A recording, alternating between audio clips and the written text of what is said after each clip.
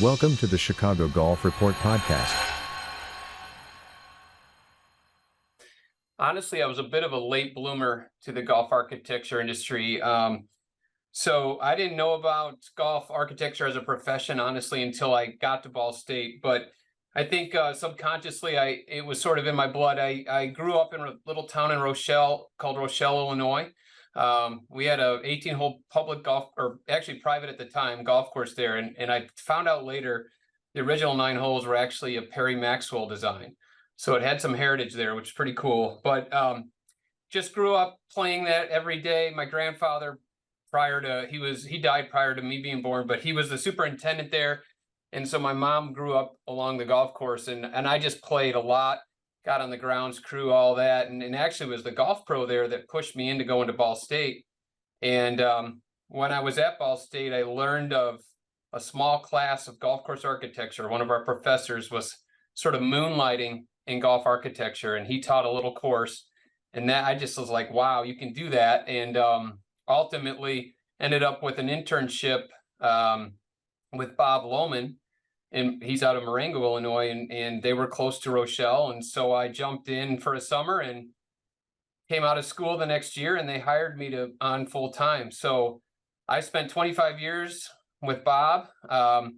He was a great mentor, great boss. I ended up being a partner with him the last few years that I was there. And then a year ago, July, so it's been about a year and a half, I started my own firm, July of 22, and kind of bought Bob out and took the business over from him. So that's where I sit today. That's how I got into it. But I'm a landscape architecture by degree and trade. So what are some of the services that you would offer then from your company? So right now I'm a standalone, I'm a solo practitioner, which a lot of the golf architects are these days. So I basically do golf course architecture, period. New course design I haven't done in a while. That seems to be coming back. I've had a few opportunities to do short courses recently, but mostly I provide renovation, restoration, type services to existing clients, existing courses. I work, probably 50-50 municipal versus private.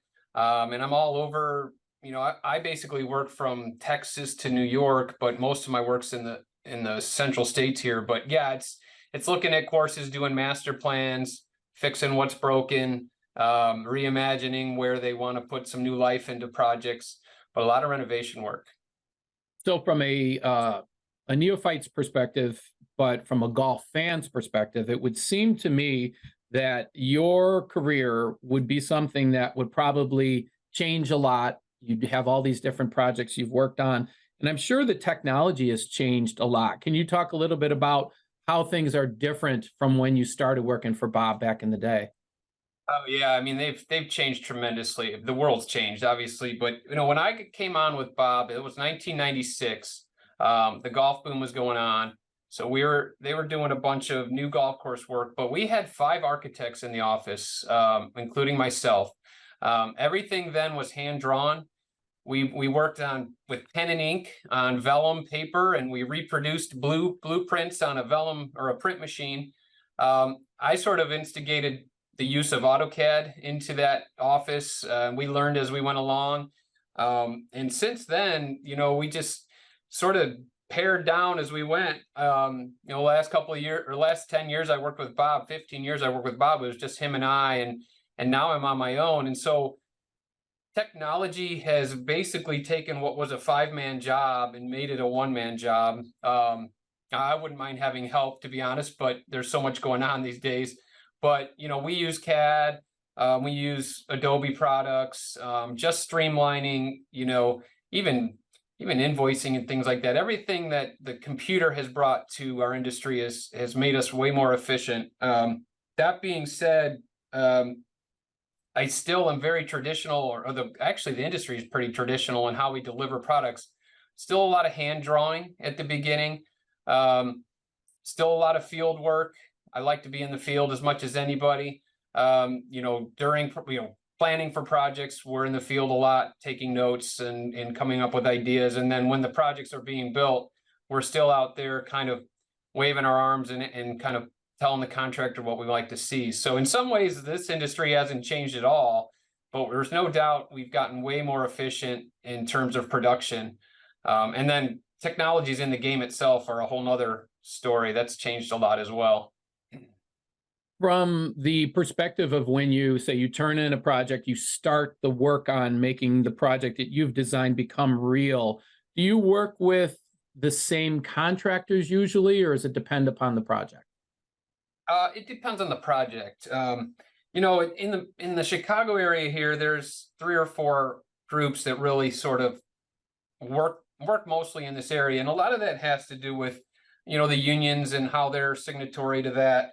And you know, not a lot of outsiders come into the Chicago area, but as far as nationwide, it really depends. You know, I like to be regional if you can. You know, if you have a company that works in an area and knows that area, knows the soils, knows where the materials are bought, all of that, it's really helpful. But there are companies that work all over the United States.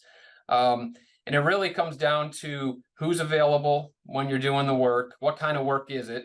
Because some companies don't want to do municipal work. You know, some might mainly work in the private sector. So it really varies. I mean, there's probably 10 to 12 different companies I've worked with over the years, and that's still the case now. And to be honest, it's really hard right now to get a contractor. They're booked out for 24, they're booked out for some for 25. So it's a crazy busy industry from that standpoint right now. So then from your perspective, how do you choose projects? Do you have to, is it a process that you've kind of honed over the years, or is it still come down to, you know, what you feel inside? Yeah. I mean, let's be honest, I'm a new company. I'm not turning down too much work. And you know, I think the majority of my work and the work when I was with Bob Lohman, it was a lot of word of mouth work. It was a lot of repeat business. So, you know, I've had clients that I've worked with personally since I've been in the industry, you know, 25, 26 years. And they, you know, the great thing is I'm actually getting to the point where I've been in it long enough where I'm redoing some of my original work, which is fun. You know, I kind of understand the mistakes I made back then, and I'm kind of getting to fix some of that, if you will, or trends have changed, opinion, you know, the way we look at things have changed. But yeah, a lot of that's word of mouth and having a good reputation with that client, and then them coming back to me and we do more work in the future.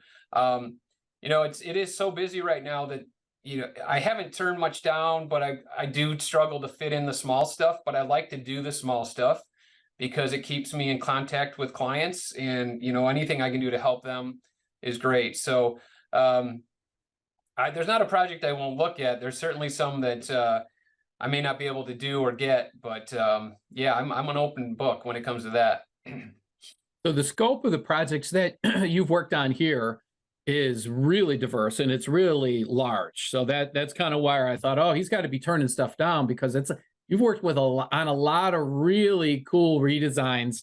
And I'd like to go through some of these because I think some of them are really impactful. I'll save Canal Shores for last because I think that one stands out probably nationally as well. Can you talk a little bit about Tam O'Shanter? That's we had selected that as being our top 9-hole course a couple years ago, and it's such a historic gem, but it's also was plagued with a lot of issues with, you know, rain and things like that. Can you talk a little about what you did and how you made your impact on Tam O'Shanter? Sure. You know, I actually got pulled into that project by a friend of mine, really good friend of mine, named Doug Mislinski, who was an architect locally here with Rick Jacobson. He now works for Wadsworth Golf Construction, but he was for a minute working with a drainage company, and they had gone in and kind of master planned Tam O'Shanter to do drainage upgrades. And if you know the place, it floods like crazy. And the problem is when the floods recede, they were struggling to bring it back to life, and they had to fix a lot of things. And so really I helped Doug and I worked together on that. And we ended up, it started as a drainage plan, trying to to fix the water and get the water off the course fast. And then it turned into just sort of restoring the bunker work that was around the greens, trying to bring a little bit of a classic look to, I think, had been lost over time. Some just kind of harkening back to the history of the course that you mentioned. I mean, that place was pretty fantastic back in the day. I didn't ever see it as an 18-hole, but we actually have a billboard behind the first tee that shows all the past champions are there. It's pretty amazing. So yeah, we were just trying to bring some of that character back to the course. A lot of it though was functional, building tees that could were resilient enough to handle the amount of play they get, making the golf course still fun and playable, but more than anything, just improving the ability to bring that thing back online after water flowed through it. One of the real gems that I played this summer was Schaumburg Golf Club, and the condition of the course, the layout of the course, it really stands out as being I believe it's a Park District course. Can you talk a little bit about that one? Yeah, that was a great project. It may be one of my favorite projects in the area in the last 10 years that I've done. Primarily because the people over there are amazing.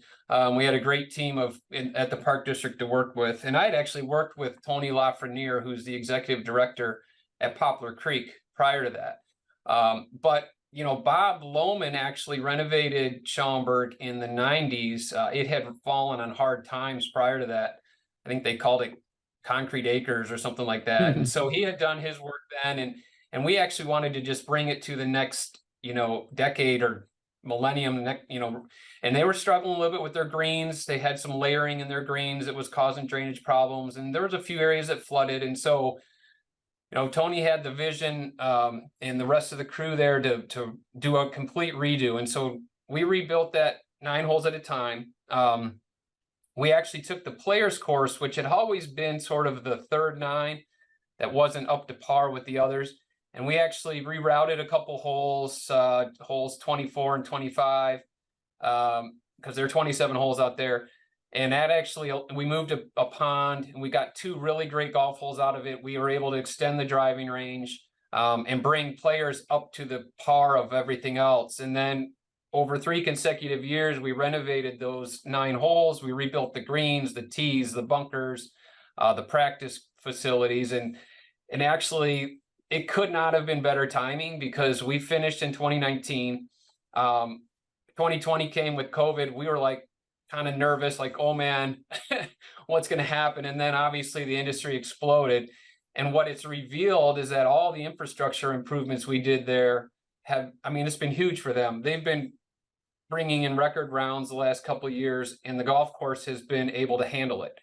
And I think that's a testament to why you renovate and why you upgrade, because they would have struggled with it had it been the same old golf course. So very rewarding project. I love to play it anytime I can. I think a fun property, a beautiful property, and they do a great job running that place over there. So one of the big changes that we've seen, at least in the last couple of years, has been the evolution of the driving range. And one of the projects that you mentioned is Bridges of Poplar Creek, and they just added on to their driving range and kind of made it its own standalone business, it seems to be. Can you talk a little bit about how that focus of these courses now making the driving ranges much more vibrant, how does that impact what you do? Oh yeah, golf, they call it golfertainment now, right? This top golf phenomenon, and I think, and I wasn't involved in the upgrades of the range, the recent ones at Poplar Creek, but I believe they added TrackMan or Top Tracer or something like that. And we're seeing that a lot. We're getting clubs that want to keep the golfer there before and after, be able to give immediate feedback on practice. So you see, the Top Tracer technologies are being added all over the place. That's been a big push in driving ranges. Driving range, practice facilities in general. So the addition of short game areas, and actually the big trend lately in the last couple of years is the giant putting greens. I've done 3 of them so far, one at Canal Shores, one at Deer Path, and one at Shepherd's Crook that opened this summer. That's sort of a play on what the resorts have done. It's technically a play on the Himalayas course, which is the famous putting course in St. Andrews. the women's putting course. But some of the resorts, Sand Valley, Bandon Dunes, Erin Hills, added those. And it's essentially trying to extend the day, right? It's trying to keep golfers there, trying to, give them more things to do. They'll stick around, they'll buy food and beverage, they'll spend more time at the golf course. And it's just fun. We created the greens that I've created around here are around 30,000 square feet. So they're big when you get on them. And they've got rolls and dips, and you can have fun play on them. You can have serious play on them. So we're just seeing a lot of that focus in the industry, trying to find other alternatives where the golfer can't play 4 or 5 hour round, but they can come in for an hour or two and hone their game or have some fun, buy some drinks, things like that. So that's a big deal in the industry right now. One of the courses you just mentioned, Shepherd's Crook, a very unique property, and then they add this big putting green. Can you talk a little bit about the strengths of Shepherd's Crook? Yeah, that to me is a kind of a diamond in the rough. There's not a ton of people that I know talk about it, and I think it's a wonderful golf course. It's almost Wisconsin, right? It's across the street basically from Wisconsin, but it was an old Keith Foster design. When I say old, like the early 90s, I believe. Great golf course. He's an excellent designer, still works in the industry. A great property. Some holes that are okay just along the landfill there, but then you get out into the rest of the property and it's beautiful rolling land and a really well done golf course. What we were doing, they had about I think a 12,000 square foot putting green, maybe less, maybe 7,000 or 8,000 square foot putting green. But this area that kind of right off the clubhouse that we said, wow, I'll give them credit. They had the vision to do this. We added about 15,000 square feet to it, but left the green itself and just sort of tied in around the edges. And they had built some outdoor patio area adjacent to that prior. And so this has just become now a really great short game area. I think it reflects the great property that you play on. I think the practice facility lives up to that now. A fun place to hang out and play.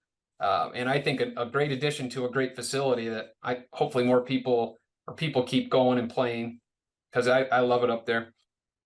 So then another course in the northern suburbs. This is the big one in terms of the scope and I guess the vision that required to bring all these groups together is Canal Shores.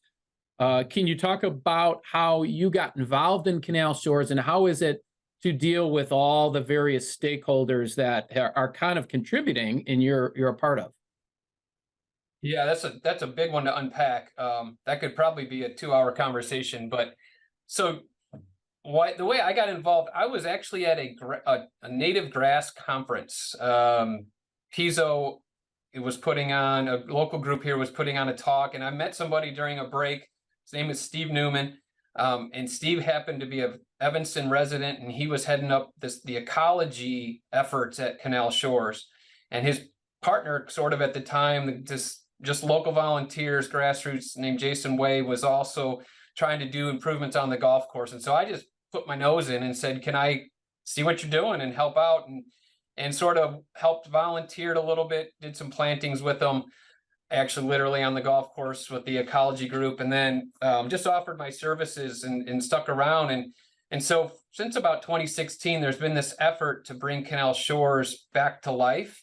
It's been operating for 100 years. More often than not, it's operates at a deficit where they've got to cover costs at the end of the year with fundraising. And so they were struggling with no improvements had been made over the years. They were struggling with infrastructure out there. The greens had really gone downhill. The irrigation system was a mess.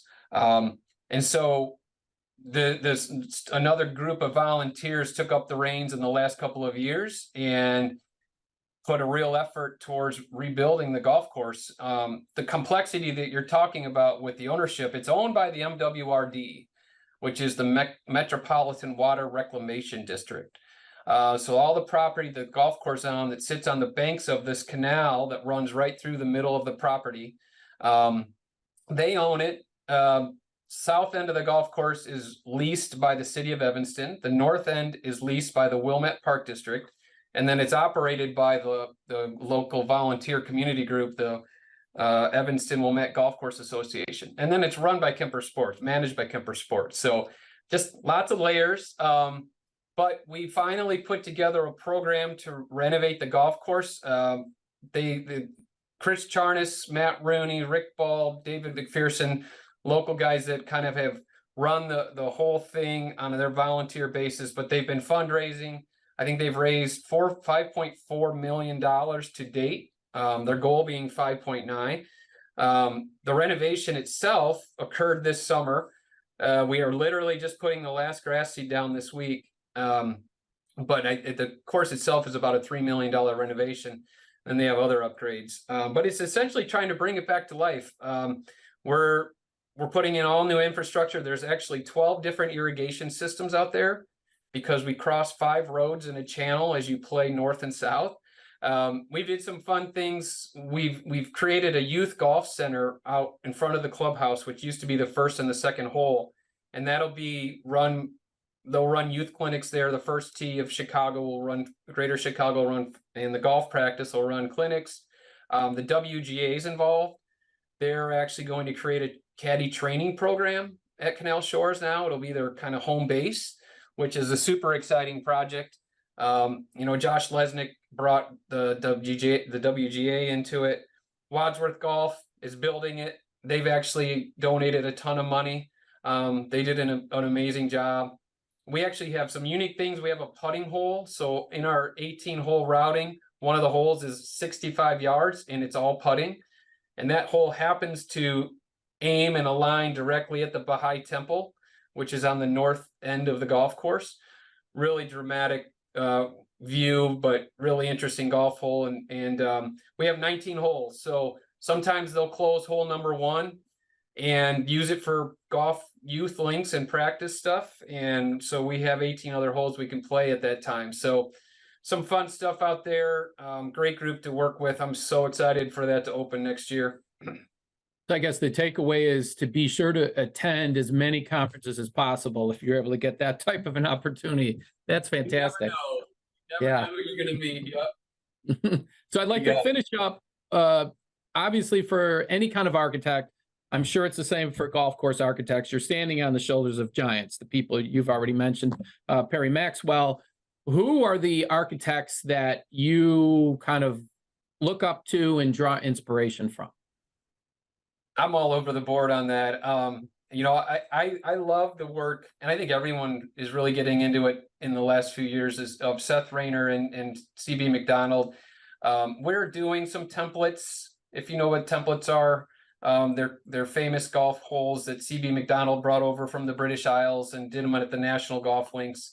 And now you see places like Shore Acres and Chicago Golf Club really coming into light, their template holes. We did some of that at Canal Shores. I've done it a few other places. So I love that architecture. I think locally here, William Langford is probably, he's getting a lot, the attention he deserves now, but he kind of always been a little unheralded as a golden age guy. He's famous for Lawsonia up in Wisconsin and West Bend, but he did a lot of work around here, Culver Academies in Indiana, very bold work. In fact, Schaumburg was a William Langford, although a lot of his work is lost over there. But so I love that he's made a resurgence and some of his work's coming back. We're using his inspiration at a project in Milwaukee called Westmore Country Club. I love to watch what the current guys are doing. There's some incredible talent out there, the Gil Hanses, Tom Doaks of the world, and even some lesser knowns. And to be honest, my contemporaries around here, Greg Martin, Mike Benkuski, all the guys that are I'm watching everything. So I'm inspired by everything that's going on, trying to use what I can and, come up with a few of my own ideas. But, this industry is a copycat industry. So you take what you learn and you apply it to a project in the site. And I'll take inspiration from anywhere, to be honest.